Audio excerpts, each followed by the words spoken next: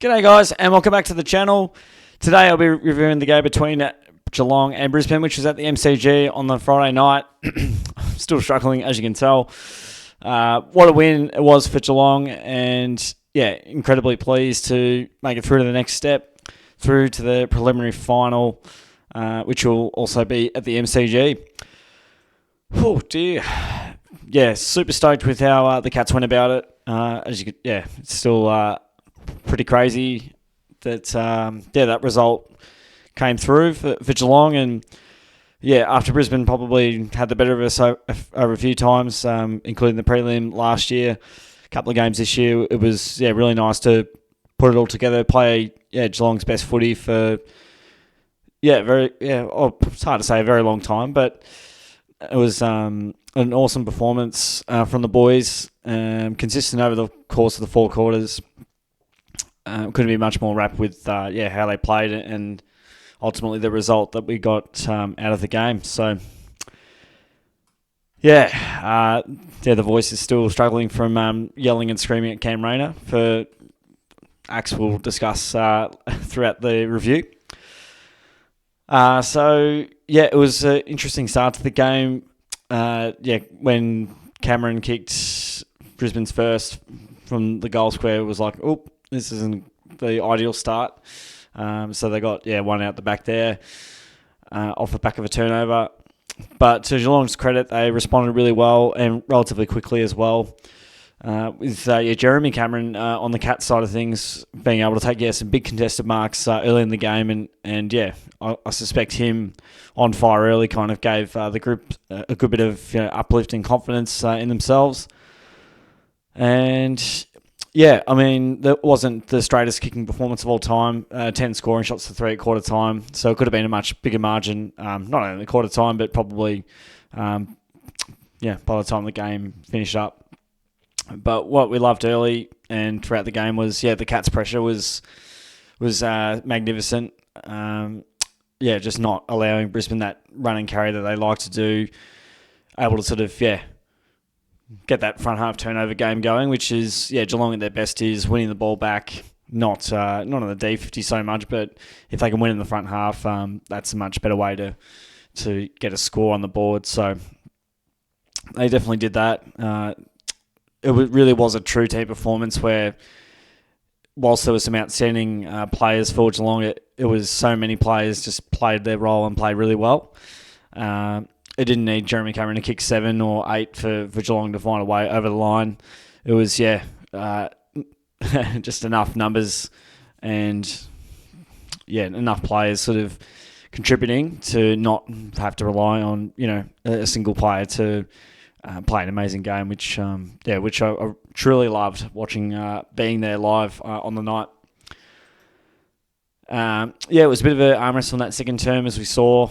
There wasn't too much scoring going on, and Geelong missed a few more, as we can see, at least 5 more shots a goal, 5 more behinds. And then Geelong all of a sudden got 3 or 4 really quickly towards the end of that third or second term, and put Geelong in a really good spot. I think about 28 points up and about to go 5 goals up, and then it takes a turn for the worse from there. So that's when Cam Rayner went up to the umpire and started complaining about the treatment from Mark O'Connor, whatever that was. Just whinging to the umpire in any game, let alone a big final, and ultimately cheating. Diving, flopped on the ground, whatever you like. He coerced and manipulated a situation where the umpire paid a free kick, and clearly he got the best result out of that. And then Zach Guthrie, a little bit undisciplined. Not, again, a really soft free kick, but I guess don't give him the chance to pay it. But, I didn't really like Rayner going into this game, but he's my most hated player in the AFL right now. So, he's an absolute cheater and actor, stager, diver, whatever you like. So I hope that sits with him forever. Just not good enough. Lack of integrity. Just a, shocking human being. Anyway, don't want to go too far down that rabbit hole. I feel like I'm still at the game where I just want to run on the ground and anyway. So, yeah, look, it wasn't ideal. And then, Brisbane got a little bit of a sniff and should not have been a 15-point game, given the results. So the umpiring fraternity have a bit to answer for there. So hopefully there's probably articles above there to sort of explain a little bit more of how they got it wrong, and they admitted to getting it wrong. That's fine. It doesn't affect the result this time, but don't make this be what decides the grand final. If you're going to do stuff that's going to potentially affect a score or affect a game in such a significant way, err on the side of caution always. So thankfully that wasn't the decider of the game, and the Cats were able to, not let that overwhelm them and get overawed by the situation, even though the Lions were super close on the scoreboard, but were so far away from it. 3 goals basically gifted by the umpires for very soft free kicks in a big final. Loam in the first one, and he got a soft one last year. He didn't kick the goal, but he had a shot early in the piece when Stewart bumped him in the 5 metres of the ball. And again, it was just, soft free kick. So Loman's getting into Rayner categories as well. Anyway, so the Cats were able to kick 5 in that third term and really, flex the muscles. And Max Holmes and Bailey Smith, the Dash brothers, lifted big time. They were able to get some separation. And the Geelong River, if you saw on first crack, was just the ability for Geelong to not use the corridor but use the wings to their advantage, get the outnumber. Off the back of that, just find that extra overlap and number at the contest to then be able to spread and sort of get that rope-a-dope play going. So, Holmes was sensational that third term after having a pretty tough first half. Not sort of getting as much of the ball as he would have liked. And, Bailey Smith kicked a big goal, Holmes kicked a big goal, and they were just, a light. So it was great to see.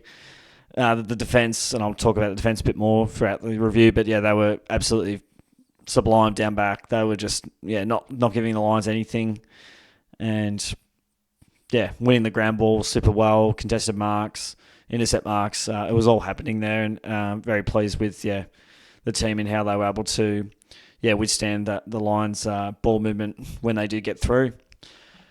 But for most of the night, kudos and hats off to the midfield for minimising the Lions' ability to have really good looks going in towards their forward 50, minimising the half-back ball movement. So, again, that's hats off to the forwards as well for not allowing really easy exits and sort of set up their play.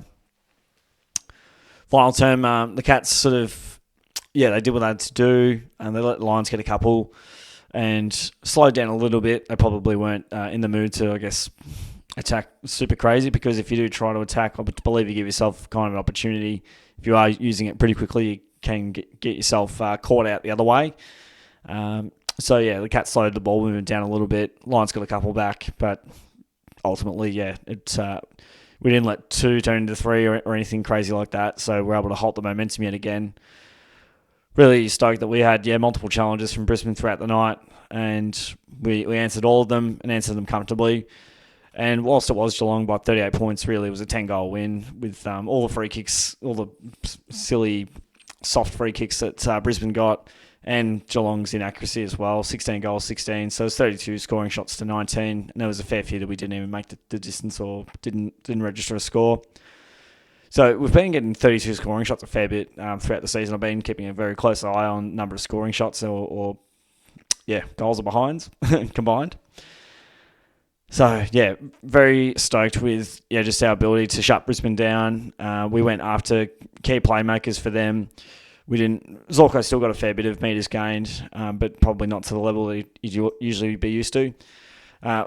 Shut McCluggage down. That was great and played a massive part. And, I think Zach Bailey didn't have a big game either. So, just our ability to lock down those key players, and it's easy to say it in the pre-game and easy for the coaches to say, this is what we need to do, but then actually going out there and doing it.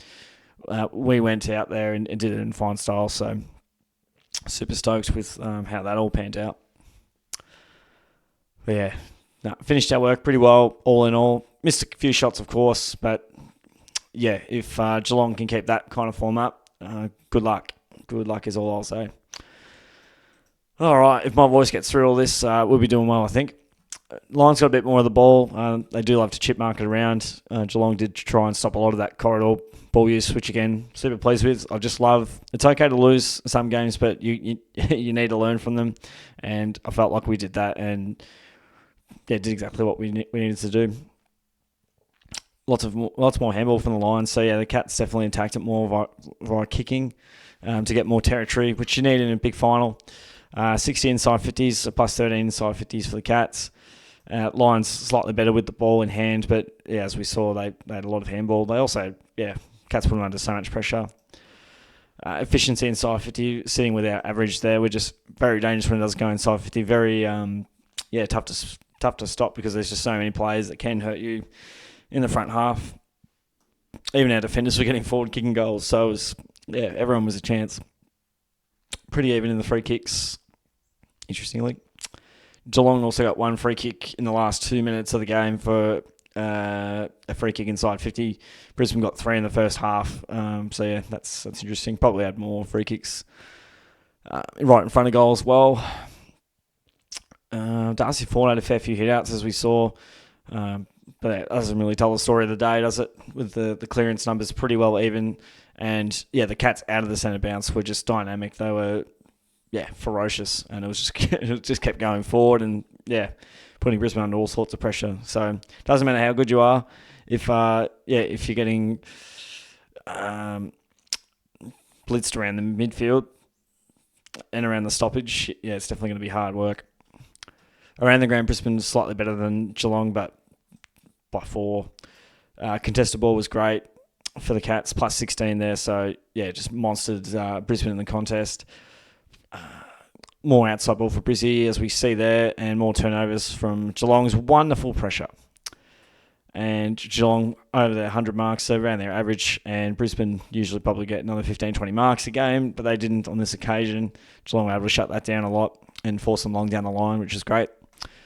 21 marks inside 50 to 6. That is just an incredible number against a side that we've kind of struggled to find cohesion and marks inside 50. But just that insane work rate that the Cats do. The wingers, the halfbacks, the half forwards that come down all the way from the other end of the ground and race back to goal. Plus 6 contested marks for the Cats there. They were superb on that front. Time in front. It's been a pretty good stat for the Cats. Again, I want to see the average throughout the year for teams. I reckon that's a very underrated stat. 80 tackles to 64. I think it was 50 in the first half for Geelong. So, they were absolutely all over them. 14 tackles to 7 inside 50. And look at the run and carry for the Cats and the lack of run from the Lions there.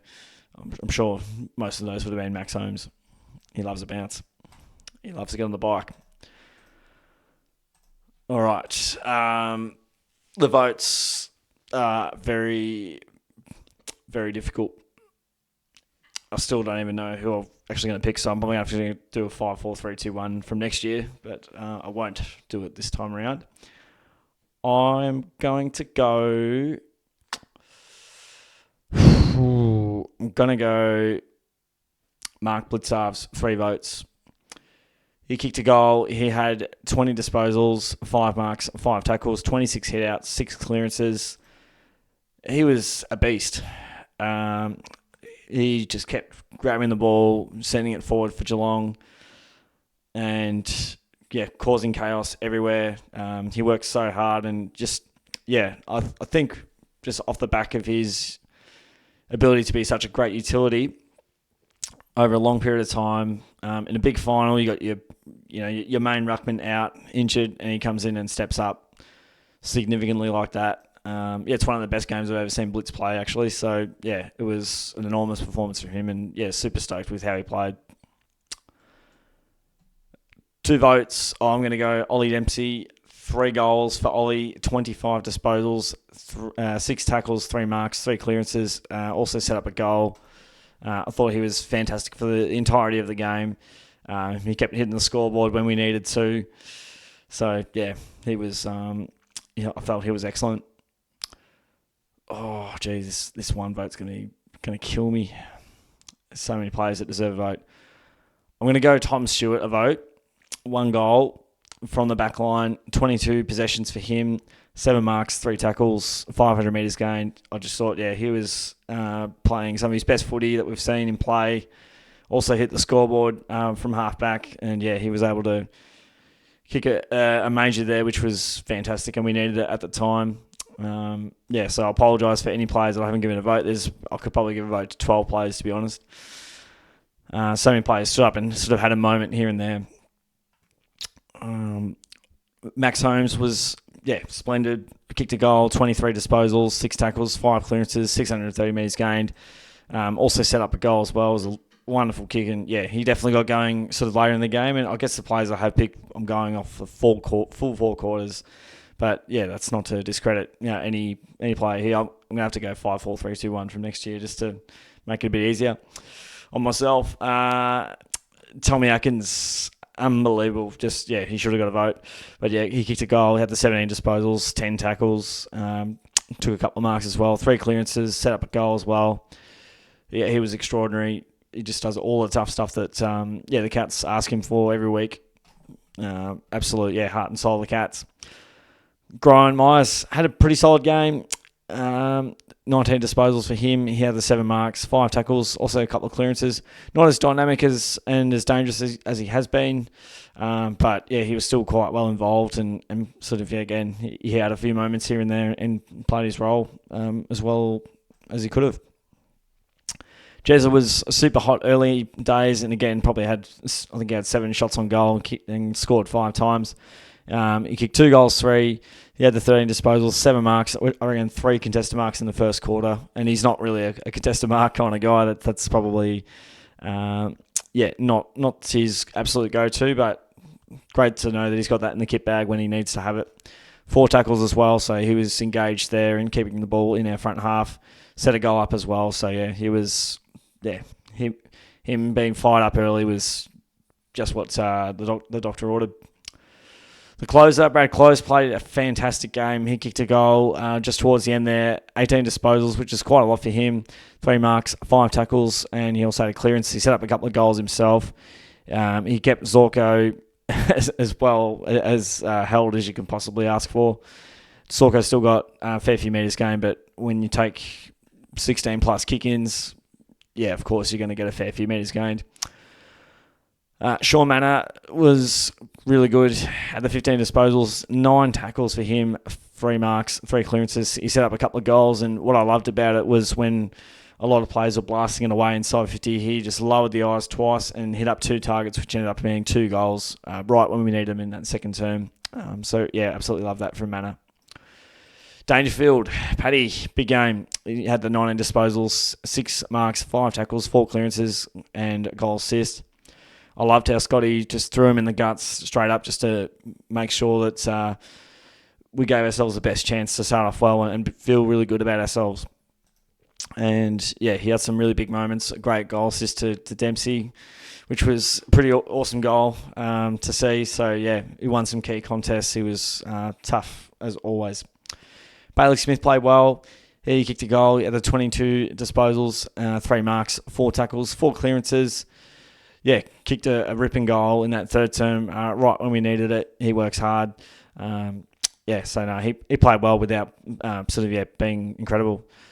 And that's what the beauty about all these numbers. There's no one that's been outstanding, but so many players, 15 disposals plus.